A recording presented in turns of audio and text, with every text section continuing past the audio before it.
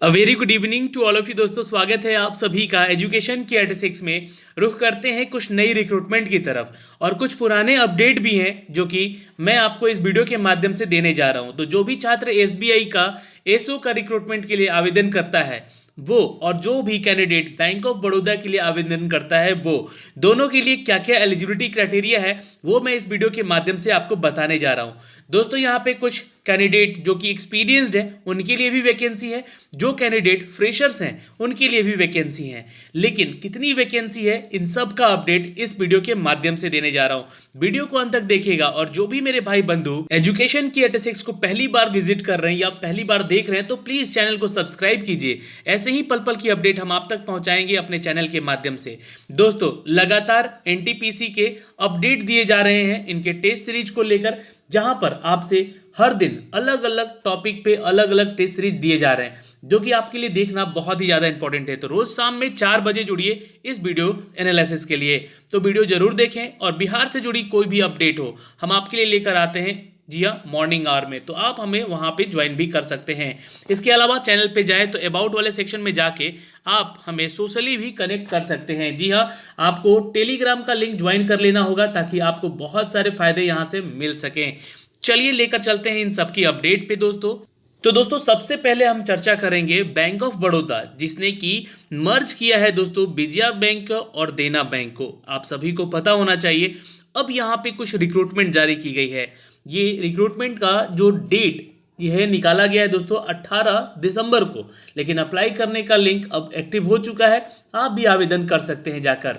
जी हाँ दोस्तों, last date मैं आपको बता दूं कि 8 जनवरी है यहाँ पर आवेदन करने के लिए। तो जो भी कैंडिडेट है यहाँ पे योग्य इसके लिए आवेदन करने के लिए, उनके लिए ये लिंक प्रोवाइड किया गया है और ये लिंक जो है मैंने दे रखा है डिस्क्रिप्शन में भी। आप वहां से क्लिक करके सीधे इसके लिए अप्लाई कर सकते हैं। तो चलिए एलिजिबिलिटी के ऊपर चलते हैं और बैंक ऑफ बड़ौदा में जो वैकेंसी निकाली गई है उसके क्या क्या एलिजिबिलिटी क्राइटेरिया है वो मैं आपको पहले बता दूं। तो पोस्ट है दोस्तों यहाँ पे सिक्योरिटी ऑफिसर का और दूसरा है फायर ऑफिसर का। तो यहाँ पे जिन छात्रों ने कर रखा है अपना ग्रेजुएशन, जी हाँ, किसी भी डिसिप्लिन में, तो वो सिक्योरिटी ऑफिसर के इन 27 पदों के लिए आवेदन कर सकता है। मिनिमम एज क्राइटेरिया यहाँ पे 25 से 40 साल तक का है। तो जाहिर सी बात है कि अब 40 साल तक का एज क्राइटेरिया जब रखा गया है तो एक्सपीरियंस भी मांगा जाएगा। तो as a officer not to below rank captain of the Indian army जो लोग हैं वो आवेदन तो कर सकते हैं। इसके अलावा दोस्तों बता दें आपको कि Indian navy, air force with the minimum 5 year experience आपको यहाँ पे वर्क होना चाहिए, आपके पास वर्क एक्सपीरियंस होना चाहिए, तभी आप सिक्योरिटी ऑफिसर के लिए आवेदन कर सकते हैं। An officer not below at the rank of the assistant superintendent, deputy superintendent, assistant commandant, deputy commandant of the Indian police and the paramilitary forces. तो आपके पास यहाँ पे भी 5 साल का एक्सपीरियंस हो देन इस पोस्ट के लिए आप आवेदन कीजिएगा। ये तो हो गई दोस्तों एक्सपीरियंस के लिए। लेकिन कुछ पोस्ट निकाले गए हैं जो कि यहाँ पे नंबर ऑफ वैकेंसी तो 5 ही हैं, लेकिन फ्रेशर्स कैंडिडेट भी आवेदन कर सकते हैं। वो कौन से डिसिप्लिन में? तो सबसे पहले अगर हम बात कर ले bachelor of engineering in fire technology. जी हाँ, फायर में अगर आपने कर रखा है यहाँ पे अपना ग्रेजुएशन तो आप यहाँ पे आवेदन कर सकते हैं। दोस्तों अगर आपने नागपुर से कर रखा है अपने एनएफएससी का कोर्स, यानी कि सर्टिफिकेशन कोर्स होता है, तो भी आप यहाँ पे आवेदन कर सकते हैं। ये नेशनल फायर सर्विस कॉलेजेस की तरफ से कोर्सेज होती हैं। जी हाँ, बैचलर ऑफ इंजीनियरिंग का, तो आप आवेदन कर सकते हैं। दोस्तों अगर आपने बीटेक कर रखा है safety and the fire engineering में किसी भी रिकॉग्नाइज्ड यूनिवर्सिटी से, एआईसीटीई अप्रूवल होना चाहिए आपका, then you can apply for the post. अगर आपने बीटेक कर रखा है fire technology and safety engineering में, देन आप कर सकते हैं आवेदन। जी हाँ, और यहाँ पे कोई भी एक्सपीरियंस आपसे नहीं मांगा जा रहा है। तो फायर वाले कैंडिडेट के लिए यहाँ पे अच्छी अपॉर्चुनिटी है। उसके अलावा दोस्तों ग्रेजुएशन अगर आपने कर रखा है फायर इंजीनियरिंग में इंडिया या फिर यूके के किसी भी कॉलेजेस से, और तो आपको यहाँ पे 3 साल का पोस्ट क्वालिफिकेशन एक्सपीरियंस मांगा गया है। तो आपको यहाँ पे आवेदन करते समय ये देना होगा। दोस्तों एक पोस्ट है यहाँ पे कि complete station officer course national fire service college, यानी कि एनएफएससी नागपुर से आपने ये कोर्स कर रखा है यह स्टेशन ऑफिसर में, then you can also apply, but आपके पास 3 साल का एक्सपीरियंस यहाँ पे होना चाहिए।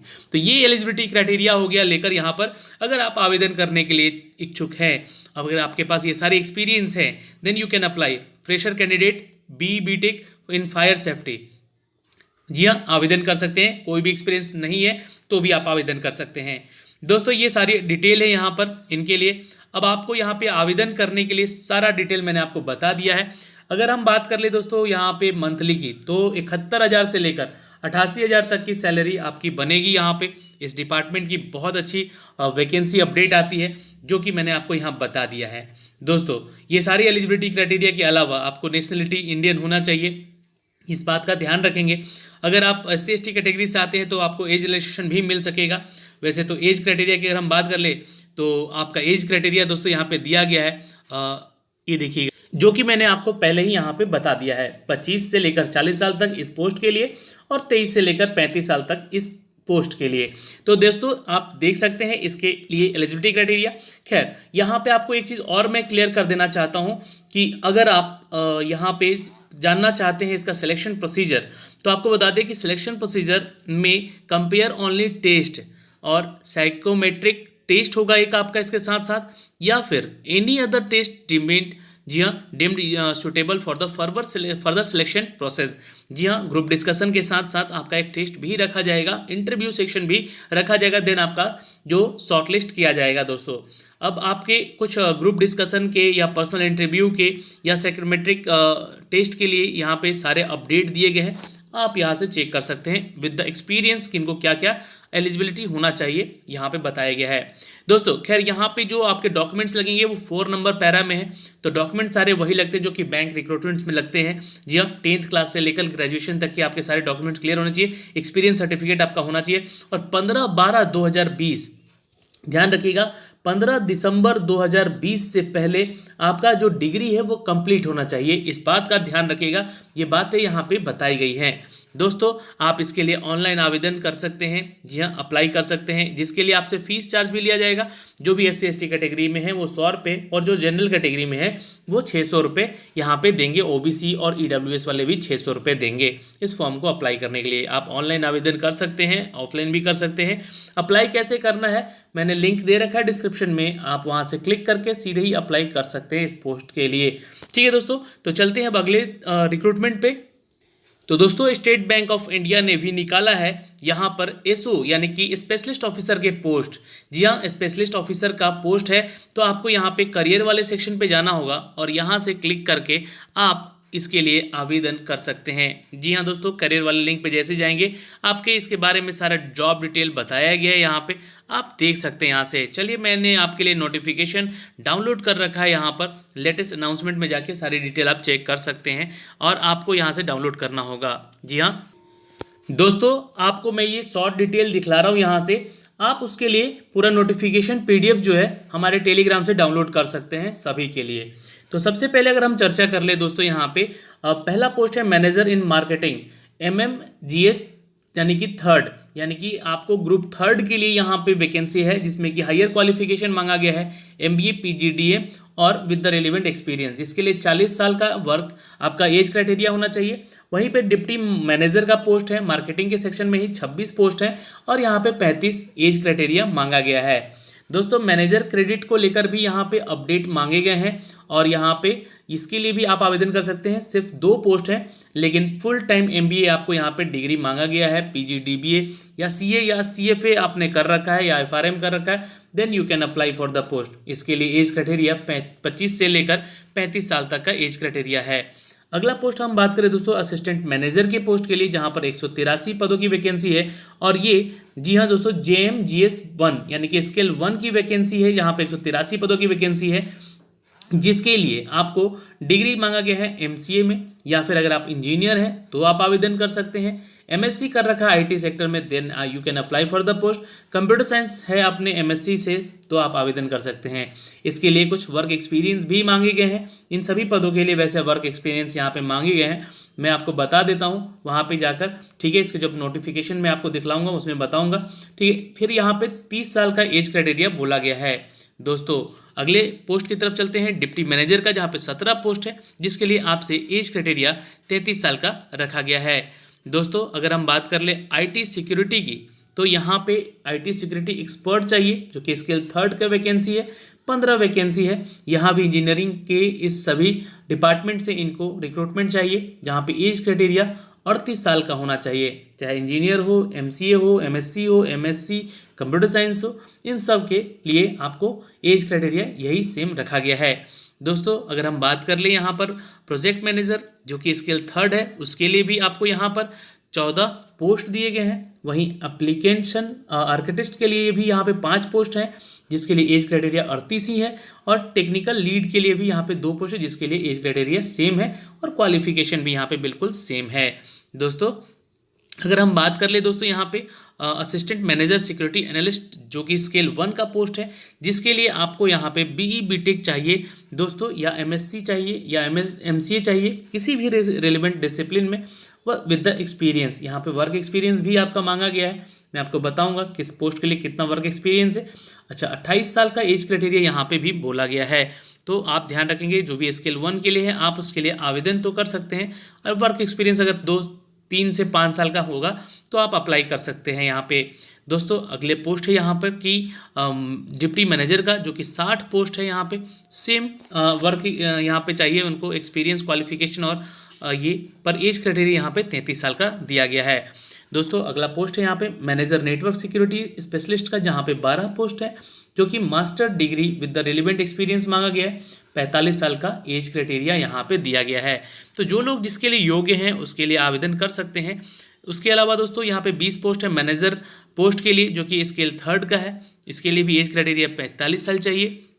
और दोस्तों साथ में यहाँ पे एक पोस्ट है इंजीनियर्स का, जो कि फायर डिपार्टमेंट से मांगा गया है। तो आप देख सकते हैं बैंक ऑफ बड़ौदा में भी फायर इंजीनियर की जरूरत पड़ी है, और यहाँ भी 16 पोस्ट दे दिया गया एसबीआई पीओ में, एसबीआई एसओ में। तो यहाँ पे बीई बीटेक चाहिए, बीएससी चाहिए in the relevant experience in a fire technology, या बीई बीटेक चाहिए आपके फायर टेक्नोलॉजी में, या फिर आपने अगर कर रखा है एनएफएससी से कॉलेज से आपने जी हाँ फायर में कोई कोर्स, तो आपका एज क्राइटेरिया 40 साल तक का है, यहाँ पर आप अप्लाई कर सकते हैं इसके लिए। अब मैं आपको ये सारे डिटेल इनके नोटिफिकेशन के जरिए दिखला देता हूँ। ये देखिए दोस्तों, ये पोस्ट के लिए जो नोटिफिकेशन है ये भी आप देख सकते हैं यहाँ पे, और यहाँ पे मार्केटिंग मैनेजर और डिप्टी मैनेजर के पोस्ट के लिए है, जिसके बारे में मैंने आपको बताया है, और यहाँ पे आप इनका वर्क एक्सपीरियंस भी चेक कर सकते हैं। जी हाँ दोस्तों, रिक्वायर्ड स्किल में आपको आउटस्टैंडिंग कम्युनिकेशन चाहिए, शार्प एनालिस्ट होना चाहिए, कैंपेन मैनेजमेंट होना चाहिए, और आपके जो बेसिक यहाँ पे एक्सपीरियंस है वो 5 साल का, और जो डिप्टी मैनेजर है उनको 2 साल का पोस्ट क्वालिफिकेशन एक्सपीरियंस मांगा गया है दोस्तों। तो ये सारी डिटेल यहाँ से आप चेक कर सकते हैं, और ऐसे ही मैंने सबके जी हाँ जितने भी अभी जॉब अपडेट मैंने बताए हैं एसबीआई में, उन सब का पीडीएफ जो है डिस्क्रिप्शन में लिंक दे रखा है, आप वहाँ से भी जाके एक एक करके चेक कर सकते हैं। और वीडियो वैसे लंबा हो जाएगा इसलिए मैं आपको थोड़ा सा शॉर्ट में बता रहा हूँ, और आप उनके सारे डिटेल मैंने तो बता ही दिया है। वर्क एक्सपीरियंस जाके चेक करें, और उसके लिए आवेदन योग्य है तो आवेदन भी ज़रूर कर लीजिएगा। और तीसरी बड़ी अपडेट है दोस्तों एसएससी एमटीएस को लेकर, जहां पे डॉक्यूमेंट वेरिफिकेशन चल रहे हैं, तो आपको यहां पे आवेदन करना होगा दोस्तों। जी हां, मध्य प्रदेश क्षेत्र के लिए यहां पे जो एसएससी एमपी रीजन के लिए यहां पे डॉक्यूमेंट वेरिफिकेशन ले रहा है, तो ये जो लिंक दिया गया है इस लिंक के जरिए आप जाके अपने डॉक्यूमेंट वेरिफिकेशन का भी चेक कर सकते हैं। अपना roll number, date of birth डाल के यहाँ पे सर्च कर सकते हैं, आपका नाम और आपके लिस्ट देख सकते हैं। डॉक्यूमेंट वेरिफिकेशन के लिए यहाँ पे आपको बुलाया गया है, और एक अपडेट दी गई है कि ये अब 11 जनवरी से 16 जनवरी के बीच होगी। तो दोस्तों आप अपना चेक करें जल्दी से, यहाँ पे रजिस्ट्रेशन नंबर और डेट ऑफ बर्थ डाल के यहाँ पे अपडेट आपको मिल जाएगा यहाँ से। उसी तरह अगर आप सेंट्रल रीजन की ऑफिशियल वेबसाइट पे जब जाएंगे तो यहाँ भी आपको डॉक्यूमेंट वेरिफिकेशन के अपडेट कुछ मिले हैं, जो कि आपको 4 जनवरी से लेकर जी हाँ 22 जनवरी तक दिए होने वाले हैं, जिसके लिए आप यहाँ से क्लिक करके भी आप अपना डॉक्यूमेंट वेरिफिकेशन का डिटेल चेक कर सकते हैं। मतलब अपना रजिस्ट्रेशन आईडी और डेट ऑफ बर्थ डालिए, और ये ह्यूमन वेरिफिकेशन को क्लिक करिए और सर्च कर लीजिएगा, आपका नाम इस पर आ जाएगा, या रोल नंबर से भी सर्च कर सकते हैं, और डॉक्यूमेंट वेरिफिकेशन की डिटेल आपको सारी मिल जाएगी। जी हाँ, सेंट्रल रीजन के लिए भी जो छात्र एमटीएस का एग्जाम दिए थे, जी हाँ उनके डॉक्यूमेंट वेरिफिकेशन डेट एक्सटेंड किए गए हैं, 4 जनवरी से 22 जनवरी तक इसका होगा सेंट्रल रीजन का। ठीक है दोस्तों उसी तरह यहाँ पर जो आपका पश्चिमी रीजन है यानी कि वेस्ट रीजन है, उसके लिए भी आपको यहाँ पे अपडेट दिए गए हैं कि आपका जो डॉक्यूमेंट वेरिफिकेशन होगा उसके लिए क्या क्या चीज़ें रिक्वायरमेंट होगी, ये सारा डिटेल आपको यहाँ से मेंशन किया गया है। और इंस्ट्रक्शन में जो भी बातें आपको बताई गई हैं इनके डेट ऑफ बर्थ सर्टिफिकेट को लेकर, मार्कशीट को लेकर, ये सारा डिटेल आप यहाँ से पढ़ सकते हैं। ये सारा डिटेल मैंने आपको यहाँ से मेंशन कर भी दिया है। तो दोस्तों ये सारे अपडेट आपको यहाँ से अपडेट किया है मैंने, जो कि तीनों वैकेंसीज को लेकर है। अगर आप जिसके लिए योग्य हैं तो आवेदन करें। अगर आपके डॉक्यूमेंट वेरिफिकेशन के डेट आए हैं तो आप उसकी तैयारी करें, डॉक्यूमेंट वेरिफिकेशन के लिए सारे डॉक्यूमेंट्स को रेडी करें और आप अपनी तैयारी में लग जाएं। जी हाँ, एसबीआई और बैंक ऑफ बड़ौदा ने कुछ रिक्रूटमेंट निकाले हैं, एक्सपीरियंस वाले हैं, कुछ यहाँ पे नॉन एक्सपीरियंस भी हैं, तो आप उसके लिए आवेदन कर सकते हैं जिसके लिए आप योग्य हैं। तो दोस्तों आज के इस वीडियो में इतना ही। मिलते हैं आपसे अगले वीडियो में, तब तक के लिए बाय बाय, टेक केयर, ध्यान रखिएगा अपना और अपने परिवार का।